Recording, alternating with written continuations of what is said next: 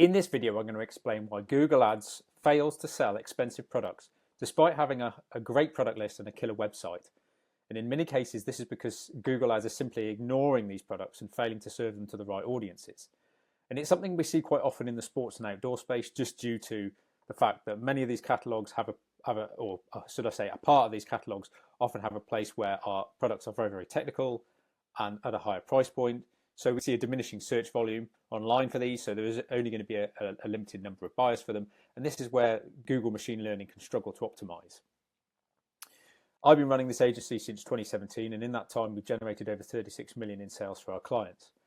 And the points I wanted to discuss in this video are basically issues and mistakes that we've seen over the last couple of years, particularly with AI and machine learning becoming a bigger part of campaigns, which in many ways makes it more difficult to solve because there's fewer levers to pull in your ad accounts.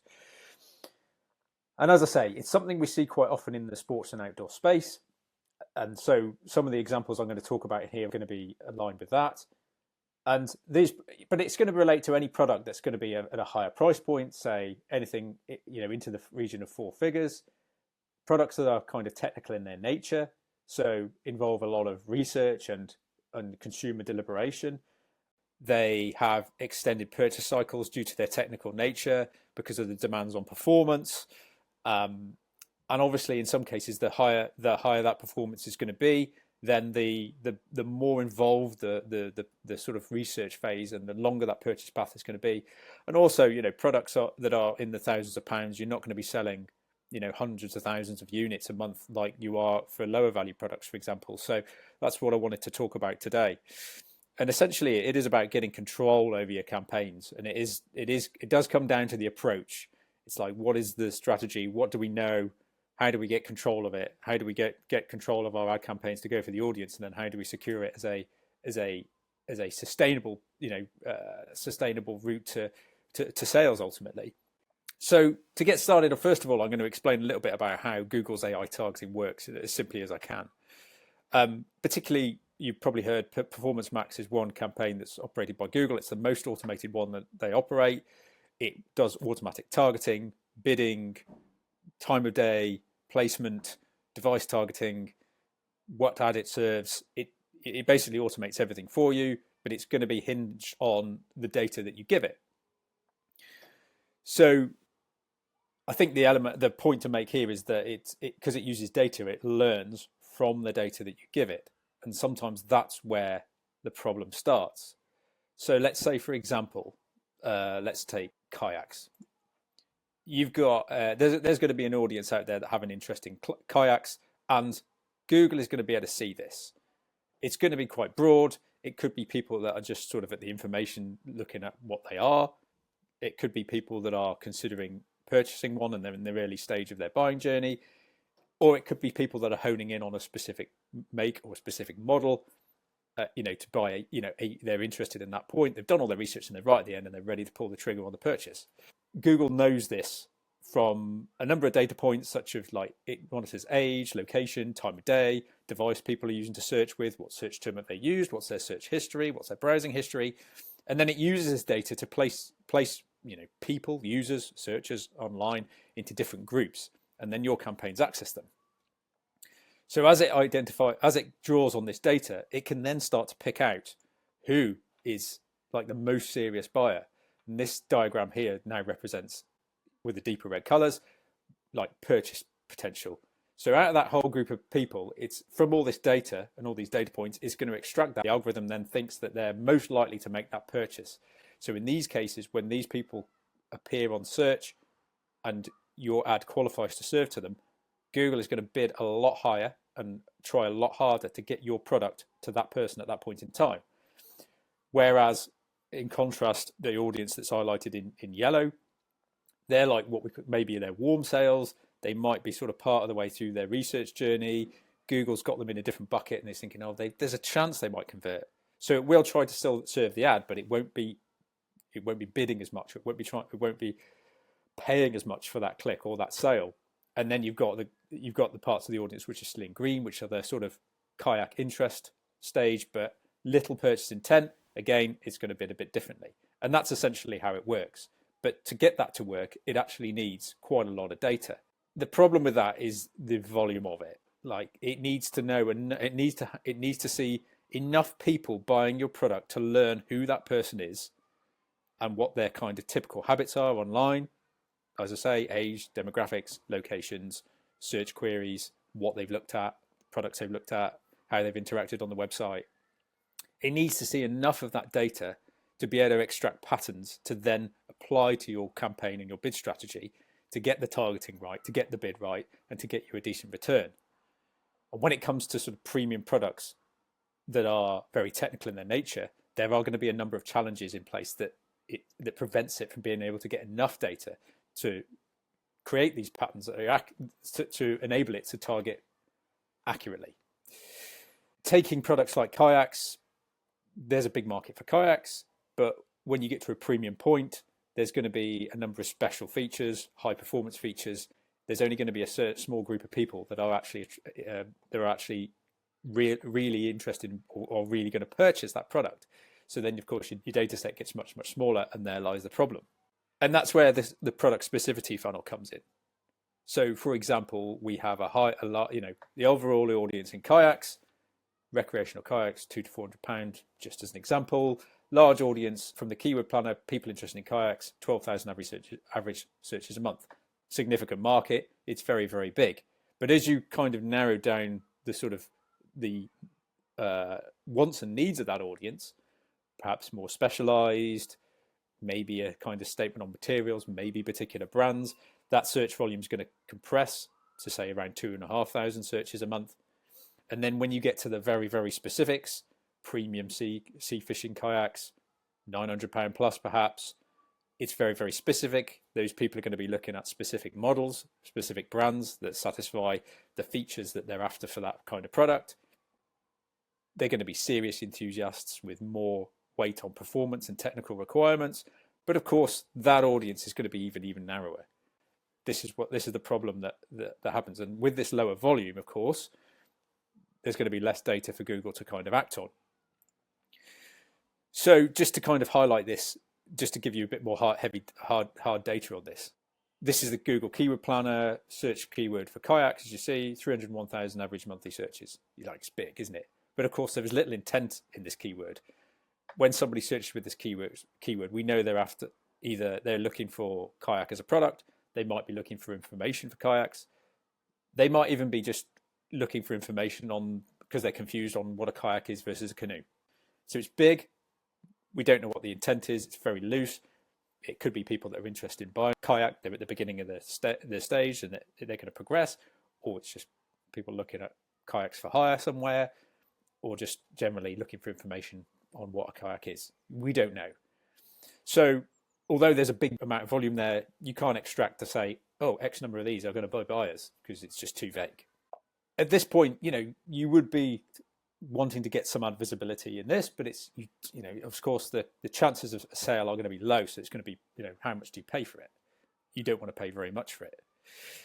If we refine it a little bit further, let's say inflatable kayaks.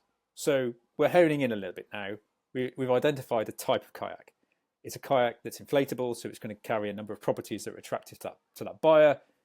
Storage being one of them, a bit easy to transport. They may not be a hardcore enthusiast because inflatable kayak might not perform as well as a regular kayak that you have to carry around on a roof rack.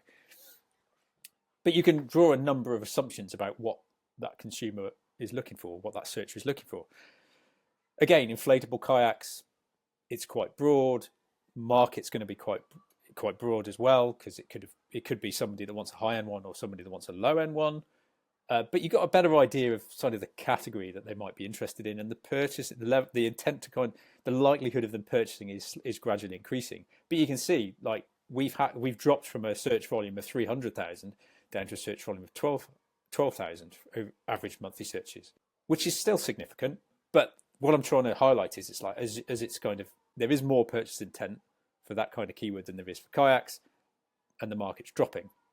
And that's a trend that we're going to see as we work our way down into more specific features, types, brands, models, etc. Let's say sea kayaks. So now the search volume for sea kayak drops to 3,600, so it's dropped again. But we've got a tighter idea of what that's for. It's for somebody that wants to kayak on the sea. I can't say kayak. Overlaps with fishing kayaks, sea kayak, fishing kayak, sea fishing kayak. As you can see, as you kind of refine your search, volume drops, but then the specificity of the product increases, and you've got a better idea of what they're looking for. There's one here, like hobby fishing kayak. That's a brand, so you're getting a kind of honing on, oh, I'm interested in this, because they're doing their research, they're looking at features, they're looking at price points, they're looking at availability, but it gets smaller and smaller as the kind of audience divides out into what they want specifically. So a search on Google, sea fishing kayaks, brings up a range of different products. We've got them ranging from a price point of $299 up to, what's the most expensive one, $799 one there. It's still quite broad on where the price point might be, but you've got an idea of what it is that they want to do with that kayak. And so the purchase intent is increasing, and as that purchase intent increases, the number of searches for that online are going to get smaller. So the data set's getting smaller. So you can see how, as you hone in on these sort of higher performance products, it's just going to get smaller and smaller and smaller and smaller. And that's why we get a problem with automation and machine learning being able to pick out enough data to be able to identify who these buyers are, because there's just not enough of them. So know that we've covered how Google works, how the machine learning, how the automation optimizes campaigns. We've talked about audiences. We've talked about how the limited amount of the limited audience size for some products are going to hinder this. Now I'm going to move on to talk about the 3 common mistakes we see when it comes to the approach of automated campaigns in this space, or, as I say, any other product that's kind of premium in nature, maybe technical, that has extended purchase journeys, has niche audiences, that are going to encompass these problems. So common advice we see online is consolidate all your products, consolidate all your data, let AI, machine learning do the work, and sales will come out the other side.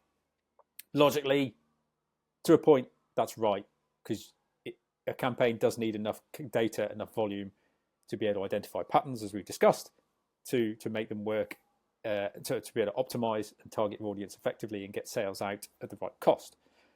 However, the problem is, as we've discussed, is that an element of your catalog will be ignored.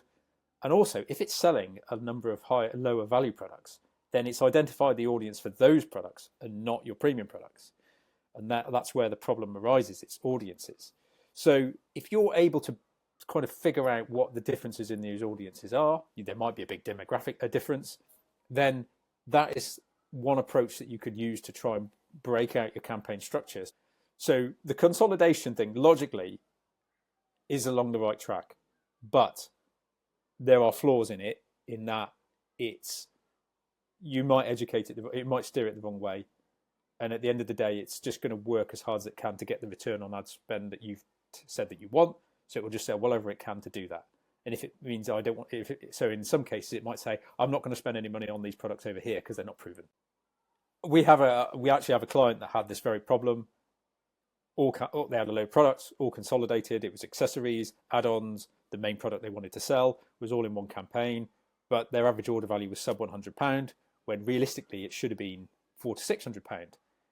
And this was exactly the problem. It was selling all the low value stuff. It was leaning on all that, and it was barely giving the premium products a chance to get going. So we had to intervene to correct that and actually get it to show the premium product. And it was the higher value product which the whole business was built on, not the accessories and the peripherals. It's not a fault with the system. It's just how it all works out. It's difficult for it to identify what the buyers for the higher priced products. So, and this diagram here is what I've kind of tried to sort of say is like, maybe kind of consider it approaching it this way. And then you've got a different average order value for different audiences. And then that way you can kind of segment your catalogs and get more out of it that way. Mistake number 2 is focusing only on ready to buy customers. This is very easy to do because, as I've discussed, when I've talked about the flow of purchase intent based on search queries, it's easy to go, oh, okay, we'll just focus on here. We'll just focus on the bits on the brand and model, or we'll focus on the model only. And fair enough, you do want to commit a higher portion of your budget to where the highest purchase intent is, but of course, you don't want to ignore everything else. And as a result of that, you're going to get a broken sales funnel. Limited data is going to lead to poor budget allocation across the funnel. Budget is always often focused on one part of the funnel. Very often it's the very, very bottom. Sometimes it might be just further up. It can be influenced on the data you're getting in conversion data, but also in terms of the Google shopping element of it, is the product feed. Is that up to scratch? Is it actually allowing you to get to the search queries that do satisfy all stages of the funnel that we've discussed? Signs that you're too high funnel focused would be a very, very low cost per click, a very, very high amount of traffic, and very, very few sales to show for it, along with a low click-through rate. In contrast, if you have a extremely high conversion rate with a very, very low cost per click, that would suggest that it's going for a very bottom of funnel audience, but it might even be so low that it's your name. In which case, it's like Google is not going to be an acquisition engine. It's just intercepting users that are already in an established purchase journey. The issues that are going to lead to this are going to be low data or poor data feed, as I've discussed, or it might even be landing pages not up to scratch, and Google isn't able to establish what the product is, and therefore it's not able to serve it to the right audience. So those are things that you can overcome with that. It's easy if it's just basically, it could be bidding if your bidding strategy is too tight, or budget if your budget's too low. It could be that, but these are all things you want to look at. Seasonality too is something to consider. Are you in a seasonal dip? Are you in a seasonal peak? Has there been a recent refresh? I know many manufacturers in the sports and outdoor retail space refresh their products every year. So of course there's a sudden shift. All of a sudden Google's got new products to look at. It hasn't got history. It doesn't have context. So you might need a mechanism in there to address that. How do you address this problem? First of all, you need to know there's a problem there. Have a look at your Search Insights report and your Google Ads campaigns. Are you seeing a nice kind of a mix of search queries that would lead to high part of the funnel, mid part of the funnel, low part of the funnel, varied purchase intent? If you're seeing a good mix of those, then there's a good chance that your data feed is well optimized. If not, then there might be something missing with it. Check your bid strategy. Are you being too conservative with it? Maybe loosen it up a bit. Or budget even.